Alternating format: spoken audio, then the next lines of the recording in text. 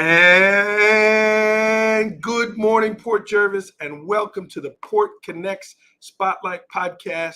I am honored. I am thrilled.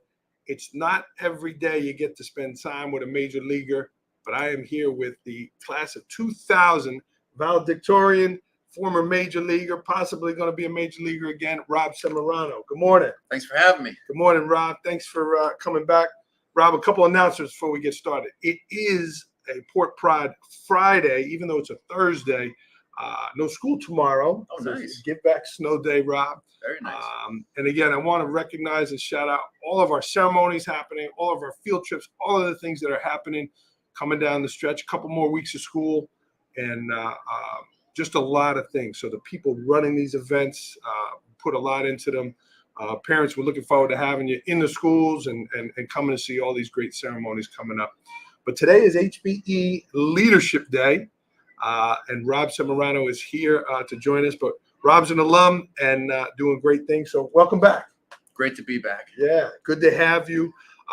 Class of 2000, Rob, before we get into the baseball, and there'll be a lot of baseball, let's talk about your time in Port Jervis. When you think back to your time in high school, your dad was teaching and coaching here, your uncle, your family very invested in the school. What are some things that jump off as memories in Port Jervis? Well, I mean, the first thing that jumps out is it's home. Like, this has always been home, and I always feel comfortable coming back here and have a lot of great memories here, and built a lot of great friendships and relationships. Still go rafting down the Delaware River. Mm-hmm. I still love doing that. Not during school hours, right? Yeah, not during school Maybe hours. A couple times. Yeah. I brought my boys down there a few times, and taking them to some of the local spots here. But yeah, it's a lot of great memories, and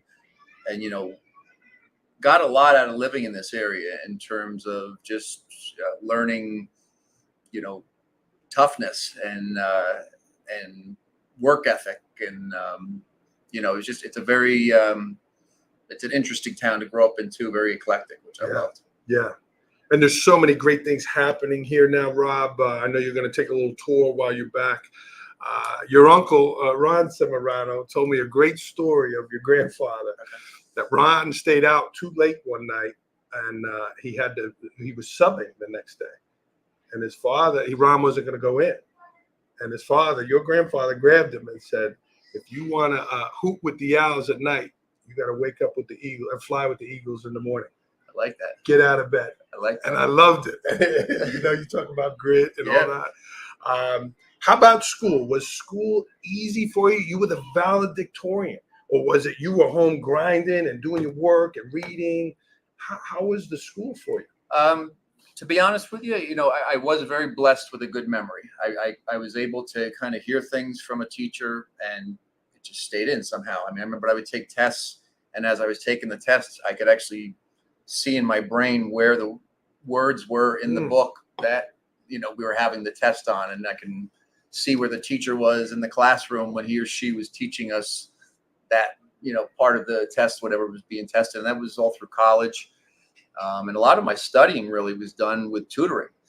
I tutored a lot of my classmates, and, by tutoring them, I was teaching myself as well. Wow. And, one of the valuable things with tutoring and with teaching others is you have to sometimes not only learn, the one way to do something, but you have to learn another way to be able to teach it to them that resonates with them. Yeah. So your mind really starts to now learn the subject, inside and out, forward and back, and in all different directions. So, by the time the tests came around, I was pretty well prepared for it. Wow. But, and from audible, from listening to the teacher, you could recall. Yeah. Wow. I mean, it was just something that, I could, like I said, if the teacher was standing on the left part of the classroom and writing something up on the board, I'd be taking my test, and I remember, Mr. So-and-so or Mrs. So-and-so being over there and talking about a certain part, and I remember them saying that, and, Wow. Yeah. Wow. If you're watching the show live, jump in. Again, Rob is the class of 2000. And again, you say Semerano around these parts, you get people's attention between your father, your uncle, and yourself. That's awesome. Rob, who are some teachers that you remember that really had an impact on you? Teachers and coaches. Who are some people that just you remember to this day? So I had a really great art teacher named Mr. Wingasson, who passed away a few years back. Yeah. And he had a big impact on me in terms of, he was somebody that I felt like really knew himself. He knew who he was. He was genuine. He was daring. He was willing to be different, willing to take risks. He's creative, and he promoted a lot of those things in me. And I don't know that I was shy, but I was very conservative at times growing up. And to have somebody like that in my life that was kind of telling me to go outside the box and, be okay with exploring, be okay with failing and trying things out, that really had a big impact. Coaching wise, I forgot to be honest, my dad was the biggest influence on me and still is to this day. Wow. I've had some great pitching coaches, in my pro career. My dad's still my best that I've ever had. And, was your dad, excuse me, sorry, was your dad the baseball coach in Port Jervis when you were on the team? He was an assistant. He was an assistant. Yeah, okay. So he had coached. So I made the high school JV baseball team as a 7th grader. Wow. Okay. Mr. Leonard was the coach at that time. The following year, I think Mr. Leonard got promoted to varsity coach. Yeah. And then I think my dad took over the JV team for that 1 year. Okay. And then made the varsity as a freshman and played for Mr. Leonard all through through high school. And my dad was the assistant, and obviously was a very valuable assistant on the staff because of his experience and expertise. And and it didn't just stop there with him. We would practice with the team, and then we'd go hit for another hour. We'd go over to the cages over at Port Jervis Little League, and hitting the cages. And I've got a lot of fond memories there. Really do. Wow. It's a lot of actually one funny story that happened there. The one time my dad's pitching to me, and the nets at the time were kind of hanging a little bit low. And I remember, he was pumping it pretty good to me to just try to work on my reaction time. And I hit a line drive off the top of the net. It came down, hit him in the head. And it looked, the way he kind of jumped, it cracked me up. So I'm up there, and the next pitch he threw. You know how it is when you're trying to lift weights, or you're trying to do something physical, but you're laughing. It's kind of difficult. You can't get your power together. So he throws the first pitch, and I'm laughing, and I can't even swing the bat. So he's kind of like, all right, come on, Rob. And the next one, I'm laughing again. And, and then now it's like, I'm trying not to laugh, which makes it even worse. Yeah. So now I can also see that Dad's getting a little bit, heated, that I'm not getting focused. And, I'm sure his head hurt a little bit too from the ball hitting it. So I can't stop laughing. The next pitch, he buzzes me right here. And it was like, okay, I'm ready to go. Let's go. I got your attention. Got my attention real quick. So, wow. Yeah. I was got a kick out of that. I got a kick out of his command too, that he knew just how close to come to get my my focus back. So, but he was tough with me, and I like that. I like the fact that he was tough, and he was tough because he knew what I wanted to do, and he knew what it took to have to accomplish that. Yeah. And he knew that toughness was going to be a big part of that. Did you know early 7th grade you're playing JV baseball? Did you know, like, I'm pretty good at this? I think I want to do this. Did you know then? Like, when did you know?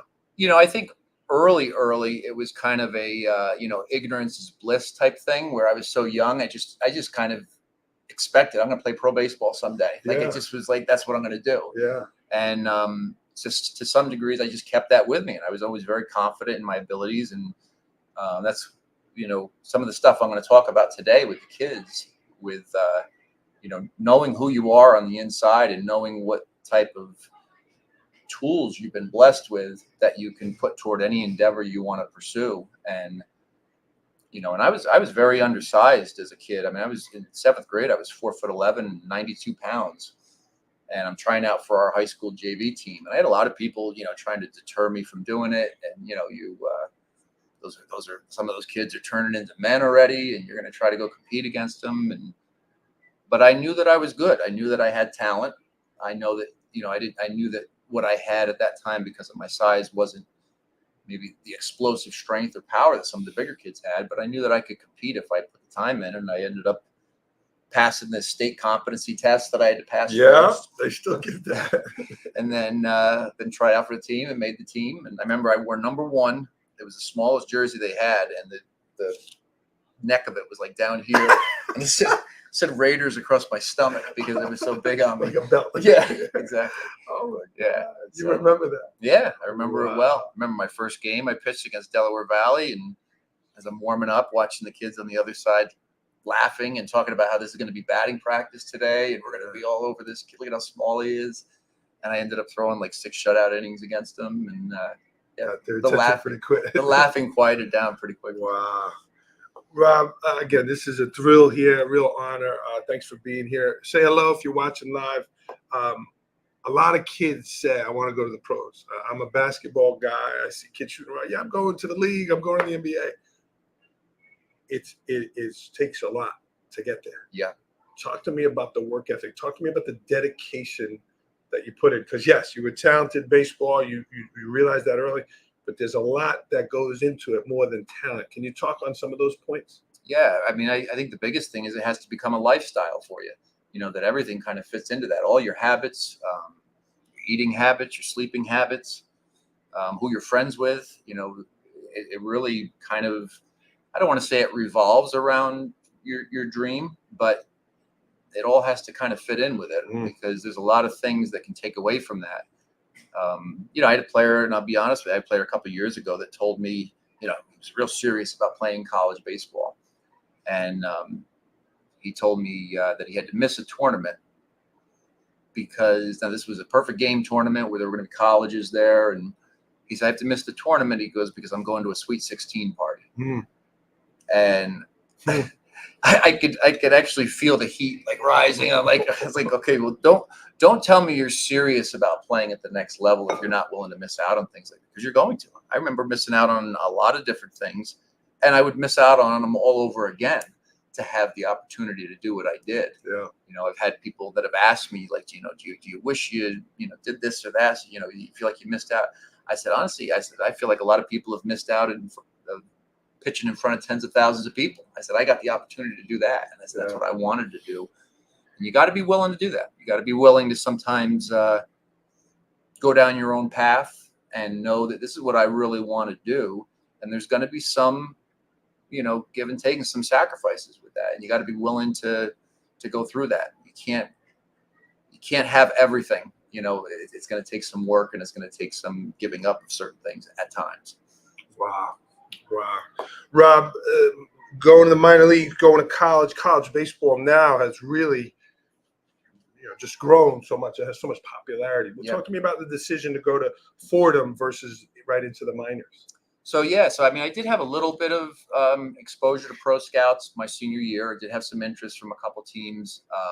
Did not get drafted, but I was being recruited by quite a few high-level colleges, Notre Dame, Old Dominion, St. John's. Ultimately, Fordham, it was, I came from a very tight-knit family. I never left this town. And the 3 times we were supposed to go out to look at Notre Dame, it snowed every single time. So after the 3rd time, I kind of realized, I said, maybe it's not meant to be to go out there. Maybe I'm not supposed to go that far away from home. And it was probably a very good decision because at the time, like I said, I really hadn't been away from home much. Yeah.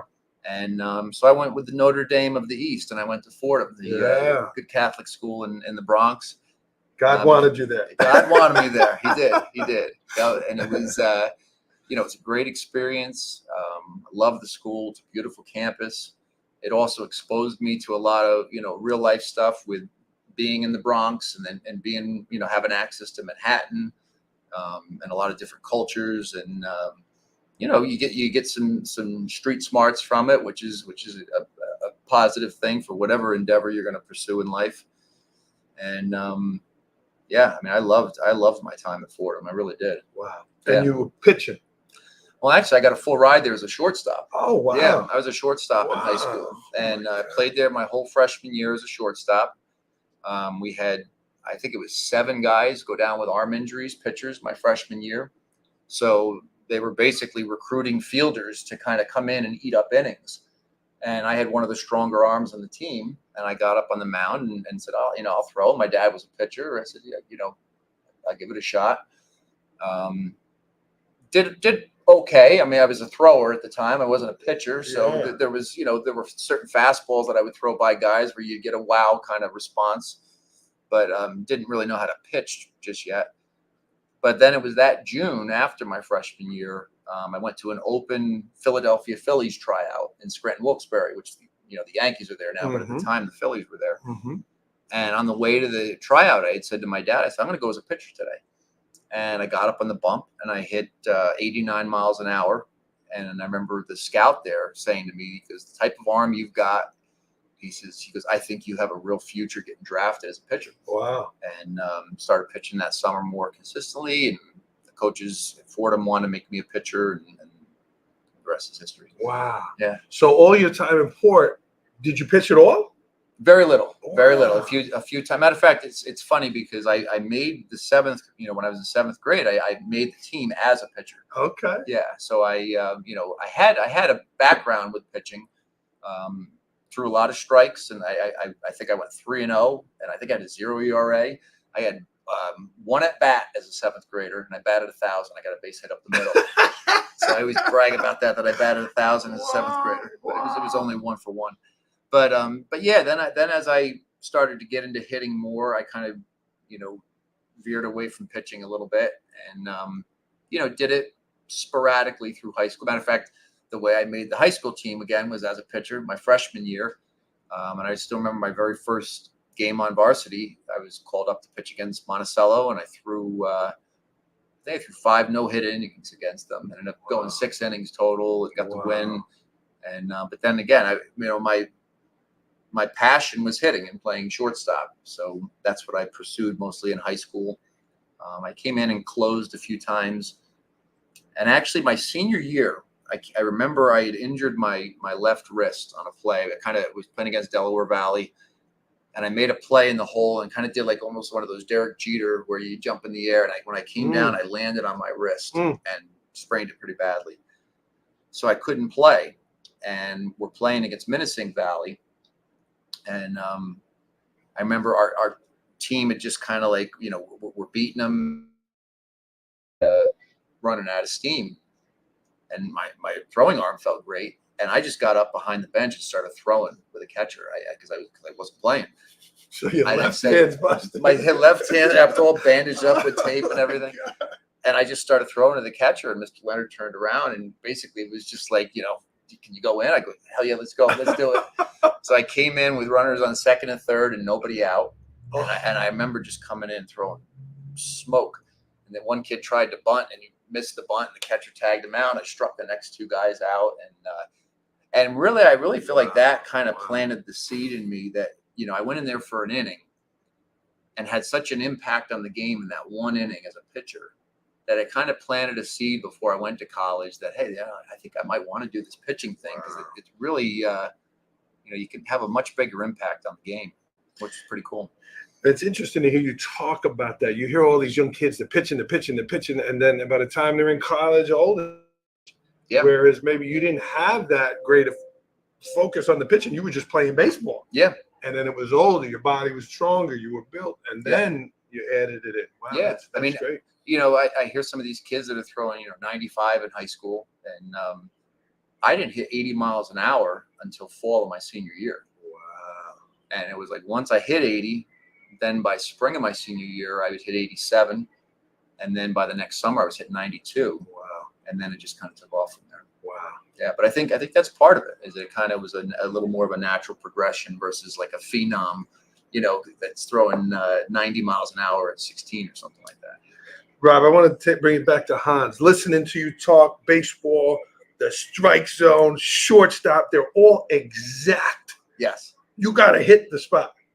Whereas maybe art that release for you where you could go outside the lines, where you could loosen up in some ways? Is that where that connection came from? Yeah, I'd always enjoyed drawing and art, and it just kind of was something I enjoyed. But that perfectionist mentality, I sometimes took that to my art. And I think what Mr. Wingasson taught me is that that's not the place for it.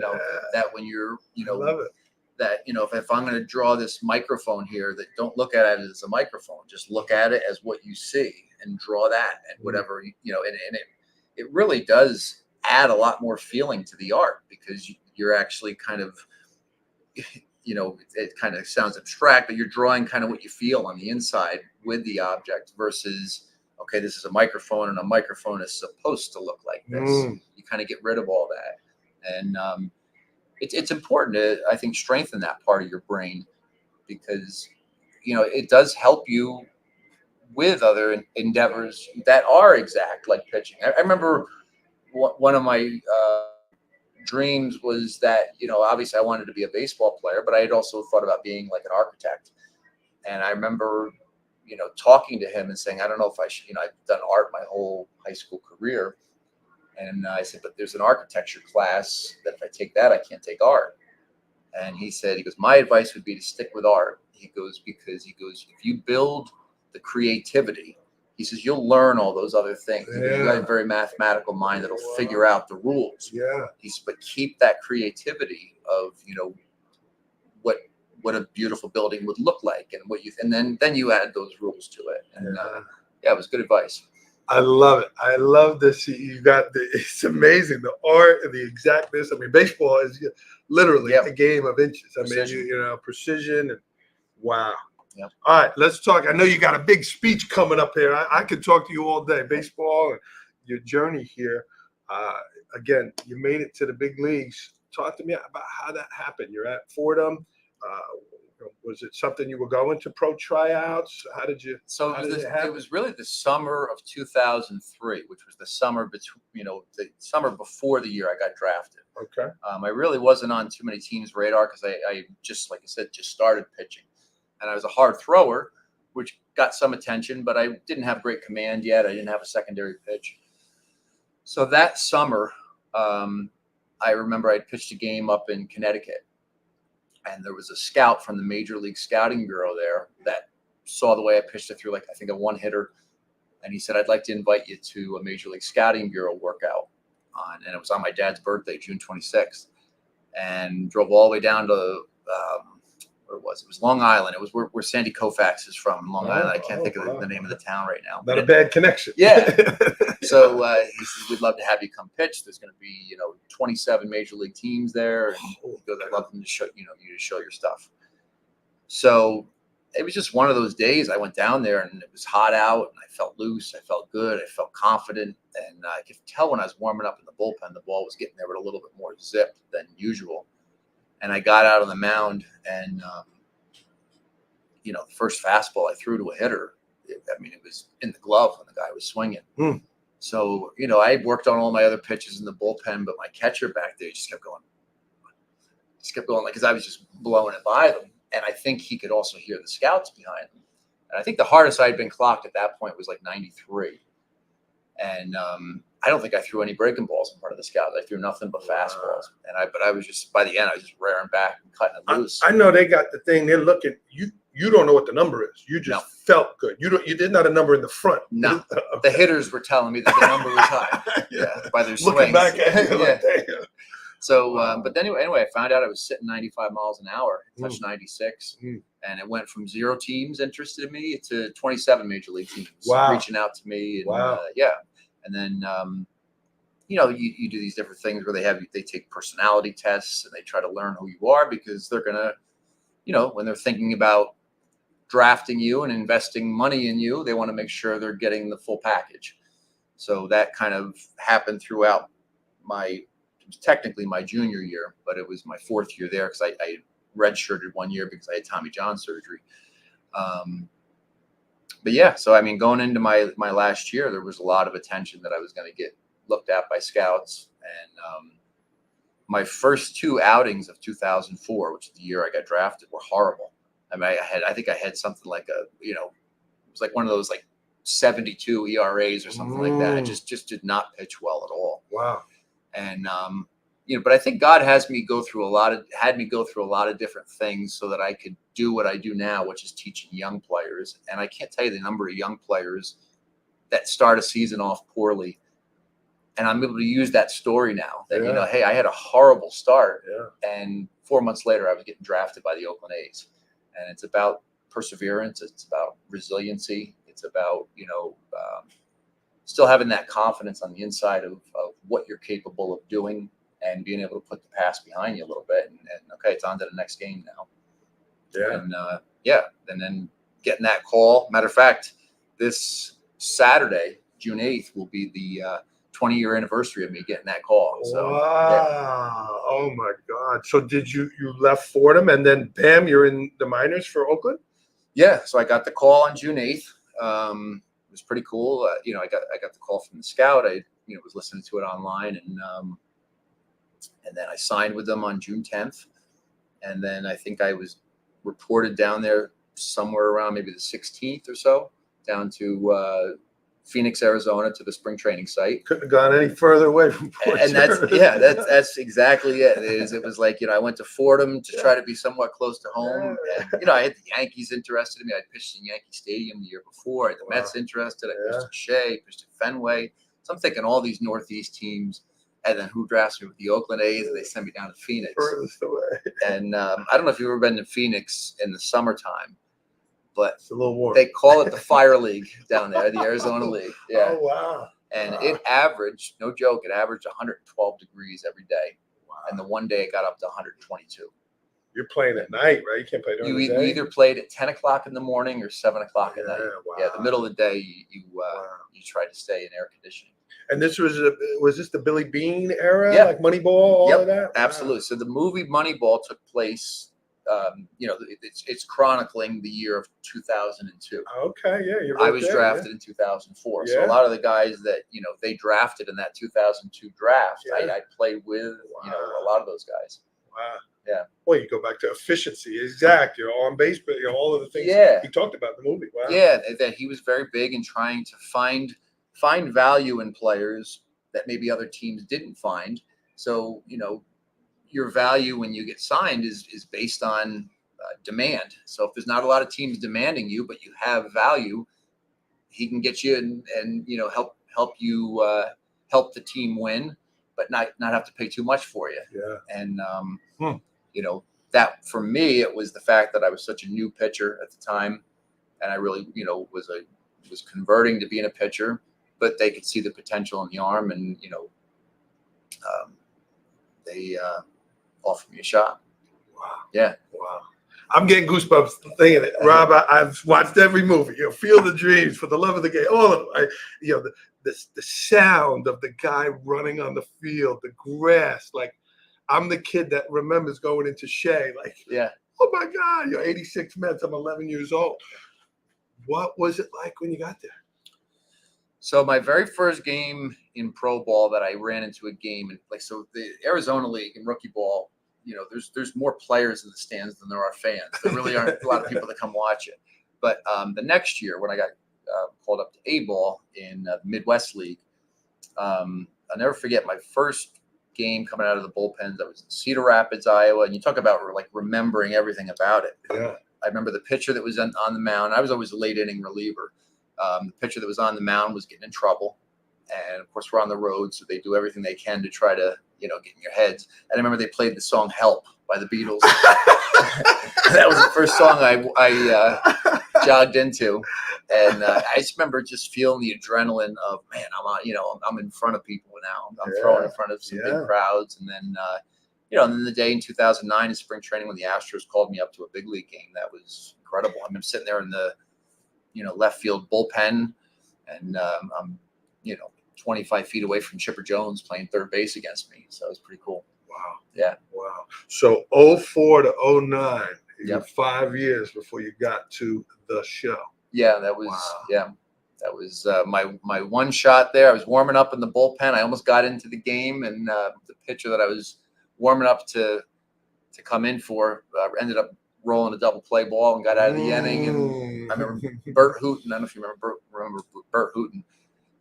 He was my pitching coach, and I remember him telling me, sit down and he's going back out. So, but it was still a great experience. Wow. Yeah. It's incredible here. Again, if you're watching live this morning, say good morning. Rob is here, going to speak Leadership Day, HBE. Rob, we just got a couple minutes left. I got to get you into your gig there. What's your message to all the kids here in Port Jervis that have those dreams of making it, whether it's to medical school, law school. I just interviewed all the kids yesterday. Just yesterday, we have 11 kids going to play sports in college. It's awesome. A couple of them are playing too. Yeah. You know, those kids that have dreams, again, whether it's pro ball, whether it's being an attorney, whatever it is, what's your message to the kids here in Port Jervis? Number one, know who you are. Mm. Don't define yourself by what you do or what you accomplish or what you have or vacations you go on. That's not who you are. Those are things that you do and things that you accomplish. Really know who that person is inside, because that person inside, those attributes that you possess, those are the things that are going to allow you to accomplish all those things. And I think when you really know who you are at your core, and you realize that who I am is unshakable, you know, being resilient, nobody can ever take that away from me. Persevering, nobody can ever take that away. Being tough, you know, being a hard worker. These are all things that are there, that are rock solid, that help that foundation. And when you know that about yourself, now you can go after your dreams full tilt. And that's what I feel like has always helped me, because I really believe one of the reasons why people stop going after dreams or don't go after dreams is because it's the fear of, what if I don't do it? Mm. And they look at the dream or they look at the accomplishment as something that defines who they are, and it's just factually incorrect. It doesn't define. They think it does. Yeah. So I think some people are more comfortable with saying, well, I'd rather not be known as the person that failed at doing this. So I'd rather be known as the person that maybe could have done that, but just didn't try, versus trying and maybe failing. Yeah. But when you really know who you are, you do realize that failing is all part of the process, and you don't like it. Nobody ever likes failing, but you embrace it when it happens and you learn from it. Baseball is a game of failure. It really is. It absolutely you is. fail 7 out of 10. Yeah, you're incredible. Absolutely. You know? And as you know, a pitcher, I mean, you're throwing to a box that's you know, not too big, and you throw it here and you blow it by the guy. You throw it here and he hits the ball to right field on a line. You know, it's that much of a game of inches. And I think knowing who you are and having that inner toughness to know that I can handle anything. So if I know that I can handle anything and I'm going to be okay, why not go after this thing with everything I got? And that's what I would say to the kids. And that's really going to be my message today to the 4th, 5th, and 6th graders. I love it. We got a lot of young pitchers, baseball and softball. Dobbs, Rudy Shoughton. I interviewed Shayna Carroll yesterday, 5th grader. She's an up-and-coming pitcher. What's your message to the pitchers out there? All right, so pitchers, I mean, this is taking it to a whole nother level now. You know, as they say, you're pitching, you're on an elevated island all by yourself out there. It's a very proactive position. You know, the one nice thing about when you're a hitter is you've got a stimulus to react to. When you're pitching, it's kind of like putting or, you know, golfing in general, where there's no time. You know, you got to hit the ball when you decide to take your swing to hit the ball. And you know, having the ability, I never like to tell players to tune things out, because I think sometimes that can make you actually focus on what you're hearing and the distractions even more, because you're focusing on tuning it out. It just, my whole thing is always just play through it. You know, there's people screaming at you. There's people trying to distract you, you know, and just, okay, well, I still have a job to do out here. And I think one of the things that always helped me and still helps me today is knowing that when I step on that mound, I think to myself, this is pretty special what I'm doing. This is not a lot of people would want to be in this position, because it could be scary for them, but I'm loving it. I'm embracing it. And that's what I always loved about being a closer too, is, you know, having that willingness to go out there and publicly fail. And I think the more willing you are to publicly fail, the better you're going to be and the more success you're going to have. Because you're not going to hold back. You're not going to play cautious. You're going to attack. And I always like that about pitching. Wow. Great advice there. You got the ball there. Yeah. Again, I've never been this close to a major leaguer's hands. And so, yeah, show me some grips here. Put it up. Yeah. Let's get the camera here.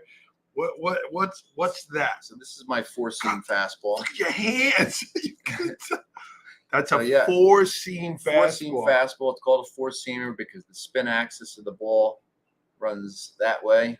There we go. Okay. So when the ball spins, you've got 1, 2, 3, 4 seams through every one revolution. Wow. So that creates usually the straightest and hardest throw or pitch. Let me see it. Let me see the grip again. Yep. So we're right here. Wow. I try to get my middle finger, which is my biggest, strongest finger, right on the lace here, and I try to line my thumb up with it as much as possible. So now I can really rip down on it. You can hear that smack. That's the just that.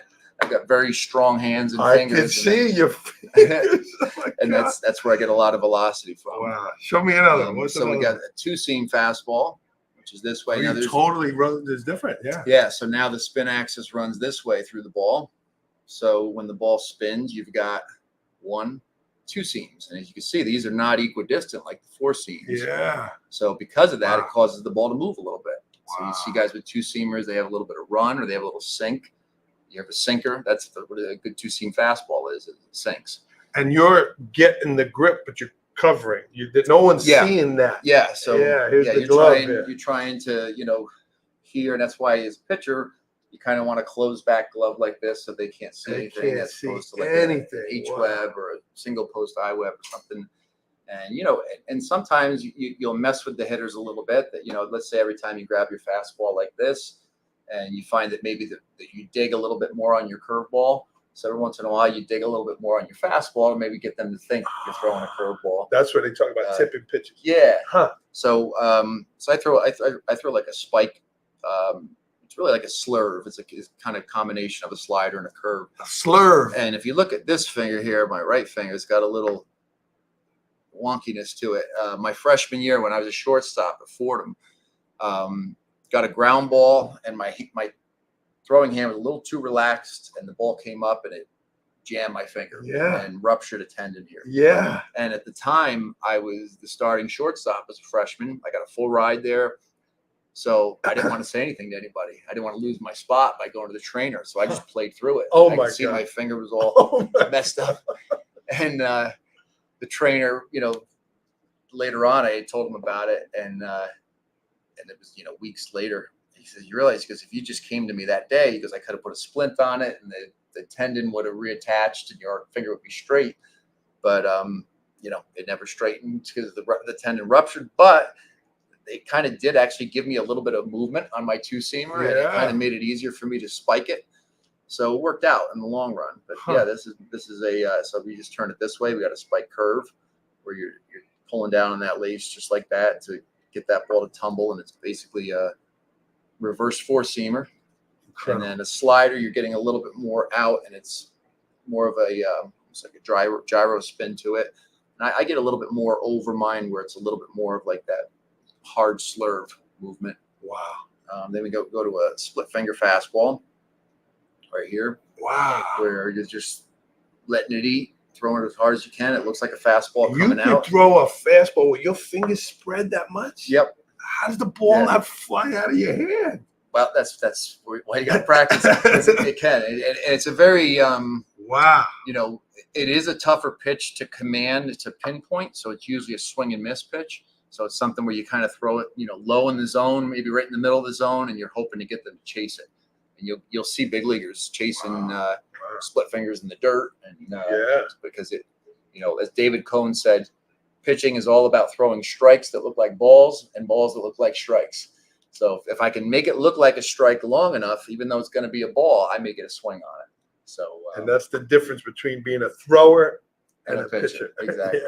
Rob, we got to get you there. Before you go, you're working on a lot of different things. You're coaching.